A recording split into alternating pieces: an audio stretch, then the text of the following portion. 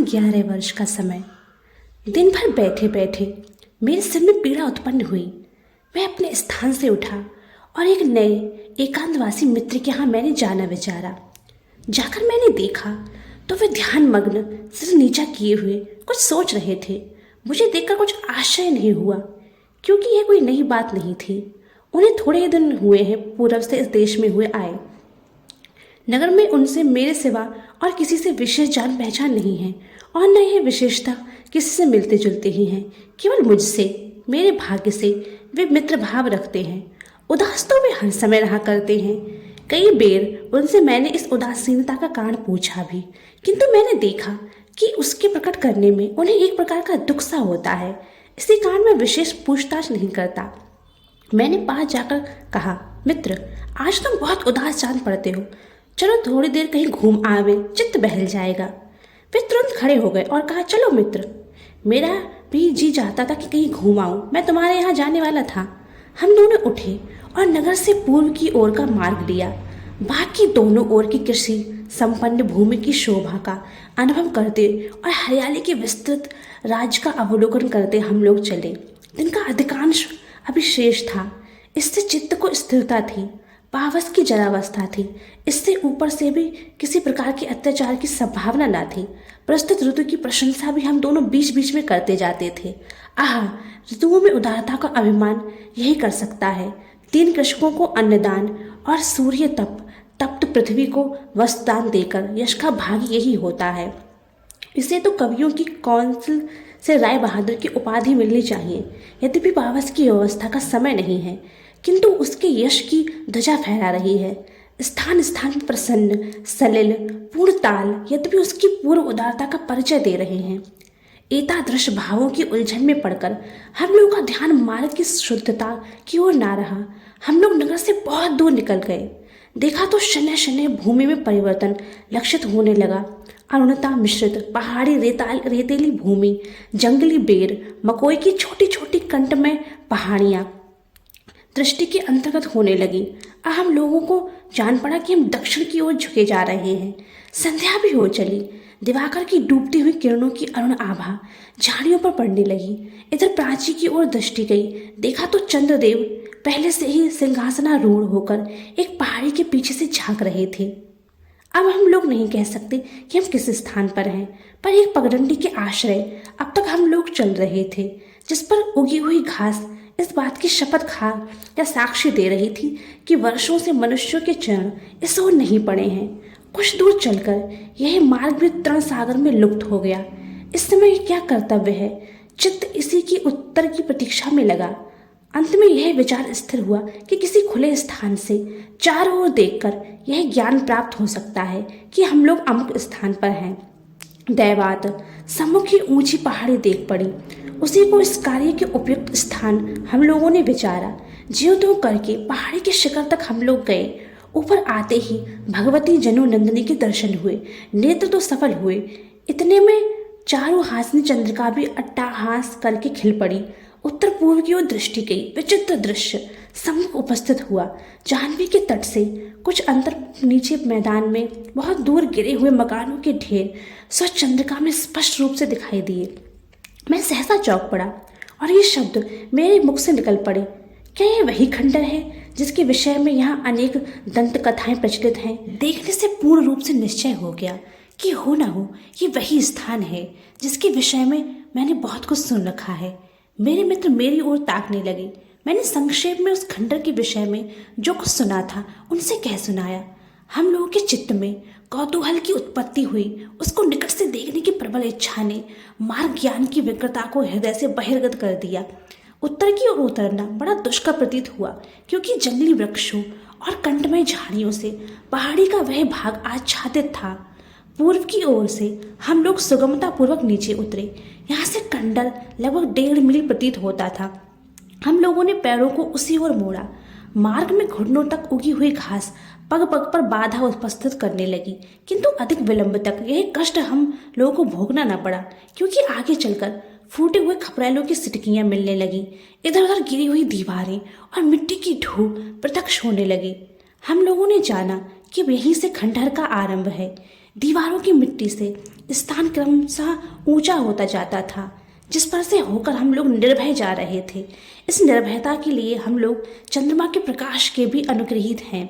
सम्मुख ही एक देव मंदिर पर दृष्टि जा पड़ी, जिसका कुछ भाग तो नष्ट हो गया था, किंतु शेष प्रस्तर विनिर्मित होने के कारण अब तक क्रूर काल के आगमन को सहन करता आया था।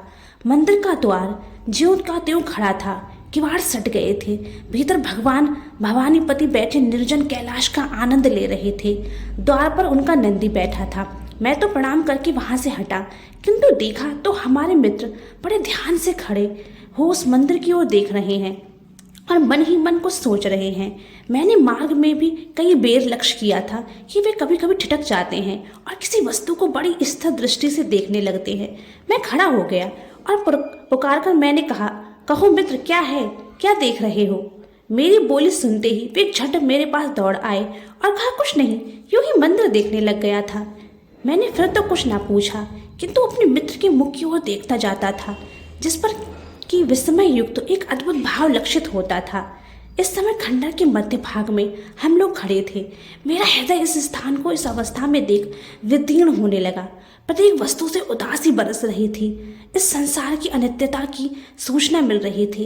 इस कर्णोत्पादक दृश्य का प्रभाव मेरे हृदय पर किसी सीमा तक हुआ, शब्दों द्वारा अनुभव करना असंभव है। कहीं सड़े हुए किवाड़ भूमि पर पड़े प्रचंड काल को साष्टांग दंडवत कर रहे हैं। जिन घरों में किसी अपरिचित की परछाई पड़ने से कुल की मर्यादा भंग होती थी, वे भीतर से बाहर तक खुले पड़े हैं। रंग बिरंगी चूड़ियों के टुकड़े इधर उधर पड़े काल की महिमा गा रहे हैं। मैंने इनमें से एक को हाथ में उठाया। उठाते ही यह प्रश्न उपस्थित हुआ कि वे कोमल हाथ कहाँ हैं जो इन्हें धारण करते थे। हाँ, यही स्थान किसी समय नर नारियों के आमोद प्रमोद से पूर्ण रहा होगा और बालकों के कल्लोल की ध्वनि चारों ओर से आती रही होगी। वही आज कराल काल के कठोर दांतों के तले पिसकर चकनाचूर हो गया है। तड़ों से आच्छादित गिरी हुई दीवारें, मिट्टी और ईंटों की ढूं, फूटे टूटे फूटे चौखटे और किवाड़ इधर उधर पड़े एक स्वर में मानो पुकार कर कह रहे थे, तिनन को फेर होत, मेरू होत माटी को। प्रत्येक पार्श्व से मानो यही ध्वनि आ रही थी। मेरे हृदय में करुणा का एक समुद्र उमड़ा, जिसमें मेरे विचार सब मग्न होने लगे।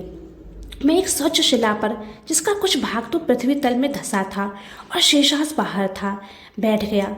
मेरे मित्र भी आकर मेरे पास बैठे। मैं बैठे बैठे काल चक्र की गति में विचार करने लगा। मेरे मित्र भी किसी विचार में डूबे थे, किंतु मैं नहीं कह सकता कि वह क्या था। यह सुंदर स्थान इस शोचनीय और पतित दशा को क्यों कर प्राप्त हुआ? मेरे चित्त में तो यही प्रश्न बार बार उठने लगा, किंतु उसका संतोषदायक उत्तर प्रदान करने वाला वह कौन था? अनुमान ने यथासाध्य प्रयत्न किया, परंतु कुछ फल ना हुआ। माथा घूमने लगा। ना कुछ जाने कितने किस प्रकार के विचार मेरे मस्तिष्क में होकर दौड़ गए। हम लोग अधिक विलंब तक इस अवस्था में न रह पाए। यह क्या मधुसूदन, यह कौन सा दृश्य है जो देखा अब से अवाक रह गए। कुछ दूर पर एक श्वेत वस्तु इसी खंडर की ओर आती देख पड़ी। मुझे रोमांच हो आया, शरीर कांपने लगा। मैंने अपने मित्र को उस ओर आकर्षित किया और उंगली उठाकर दिखाया, परंतु कहीं कुछ न देख पड़ा। मैं स्थापित मूर्ति की भांति बैठा रहा। पुनः वही दृश्य। अब की बार ज्योतिष्ना लोक में स्पष्ट रूप से हम लोगों ने देखा कि एक श्वेत परिच्छेद धारणी स्त्री एक जलपात्र लिए खंडर के एक पार्श्व से होकर दूसरी ओर वेग से निकल गई और उन्हीं खंडरों के बीच फिर न जाने कहाँ अंतर्धान हो गई। इस अदृष्ट पूर्व व्यापार को देख मेरे मस्तिष्क में पसीना आ गया और कई प्रकार के भ्रम उत्पन्न होने लगे। विधाता, तेरी सृष्टि में न जाने कितनी अद्भुत अद्भुत वस्तु मनुष्य की सूक्ष्म विचार दृष्टि से वंचित पड़ी है। यद्यपि मैंने इस स्थान विशेष के संबंध में अनेक भयानक वार्ताएं सुन रखी थी, किंतु मेरे हृदय पर भय का विशेष संचार न हुआ। हम लोगों को प्रेतों पर भी इतना दृढ़ विश्वास न था, नहीं तो हम दोनों का एक क्षण भी उस स्थान पर ठहरना दुष्कर हो जाता। रात्रि भी अधिक व्यतीत होती जाती थी। हम दोनों को यही चिंता हुई कि यह स्त्री कौन है, इसका उचित परिशोध अवश्य लगाना चाहिए। हम दोनों अपने स्थान से उठे और जिस ओर से वह स्त्री जाती हुई दिख पड़ी उसी ओर चल पड़े। अपने चारों ओर प्रत्येक स्थान को भली प्रकार देखते हम लोग गिरे हुए मकानों के भीतर जा जाके श्रृंगालों के स्वच्छंद विहार में बाधा डालने लगे। अभी तक तो कुछ ज्ञात ना हुआ। यह बात तो हम लोगों के मन में निश्चय हो गई थी कि हो ना हो वह स्त्री खंडर के किसी गुप्त भाग में गई है। गिरी हुई दीवारों की मिट्टी और ईंटों के ढेर से इस समय यह हम लोग परिवृत्त थे। बाह्य जगत की कोई वस्तु दृष्टि के अंतर्गत ना थी। हम लोगों को जान पड़ता था कि किसी दूसरे संसार में खड़े हैं। वास्तव में खंडर के एक भयानक भाग में इस समय हम लोग खड़े थे। सामने एक बड़ी ईंटों की दीवार देख पड़ी जो औरों की अपेक्षा अच्छी दशा में थी। इसमें एक खुला हुआ द्वार था। इसी द्वार से हम दोनों ने इसमें प्रवेश किया। भीतर एक विस्तृत आंगन था जिसमें बेर और बबूल के पेड़ स्वच्छंदता पूर्वक खड़े उस स्थान को मनुष्य जाति संबंध से मुक्त सूचित करते थे। इसमें पैर धरते ही मेरे मित्र की दशा कुछ और हो गई और वे चट बोल उठे, मित्र, मुझे ऐसा जान पड़ता है कि जैसे मैंने इस स्थान को और कभी पहले देखा हो। यह नहीं कह सकता कब। प्रत्येक वस्तु यहाँ की पूर्व परिचित सी जान पड़ती है। मैं अपने मित्र की ओर ताकने लगा। उन्होंने आगे कुछ ना कहा। मेरा चित्त इस स्थान के अनुसंधान को करने का मुझे बाध्य करने लगा। इधर उधर देखा तो एक मिट्टी पड़ी दीवार की ऊंचाई के अर्ध भाग तक पहुंच गई थी। इस पर से होकर हम दोनों दीवार पर चढ़ गए। दीवार के नीचे दूसरे किनारे में चतुर्दिक वेष्टित एक कोठरी दिखाई दी। मैं इसमें उतरने का यत्न करने लगा। बड़ी सावधानी से एक उबड़ी हुई ईंट पर पैर रखकर हम दोनों नीचे उतर गए। यह कोठरी ऊपर से बिल्कुल खुली थी, इसलिए चंद्रमा का प्रकाश इसमें बेरोक टोक आ रहा था। कोठरी की दाहिनी ओर एक द्वार दिखाई दिया जिसमें एक जीर्ण किवाड़ लगा हुआ था। हम लोगों ने निकट जाकर किवाड़ को पीछे की ओर धीरे से धकेला तो जान पड़ा कि वे भीतर से बंद हैं। मेरे तो पैर कांपने लगे। पुनः सांस को धारण कर हम लोगों ने किवाड़ के छोटे से रंध्रों से झांका तो एक प्रशस्त कोठरी दिख पड़ी। एक कोने में मंद मंद एक प्रदीप जल रहा था जिसका प्रकाश द्वार तक ना पहुंचता था। यदि प्रदीप उसमें ना होता तो अंधकार के अतिरिक्त हम लोग और कुछ न देख पाते। हम लोग कुछ काल स्थिर दृष्टि से उसी ओर देखते रहे। इतने में एक स्त्री की आकृति दिख पड़ी जो हाथ में कई छोटे पात्र लिए उस कोठरी के प्रकाशित भाग में आई। अब तो किसी प्रकार का संदेह ना रहा। एक बेर इच्छा हुई कि किवाड़ खटखटाएं, किंतु कई बातों का विचार करके हम लोग ठहर गए। जिस प्रकार से हम लोग कोठरी में आए थे धीरे धीरे उसी प्रकार निशब्द दीवार से होकर फिर आंगन में आए। मेरे मित्र ने कहा, इसका शोध अवश्य लगाओ कि यह स्त्री कौन है। अतः हम दोनों आड़ में इस आशा से कि कदाचित वह फिर बाहर निकले बैठे रहे। पौन घंटे के लगभग हम लोग इसी प्रकार बैठे रहे। इतने में वह श्वेत वस्त्र धारणी स्त्री आंगन में सहसा आकर खड़ी हो गई। हम लोगों को यह देखने का समय न मिला कि वह किस ओर से आई। उसका अपूर्व सौंदर्य हम लोग देखकर स्तब्ध व चकित रह गए। चंद्रिका में उसके सर्वांग की सुंदरता स्पष्ट जान पड़ती थी।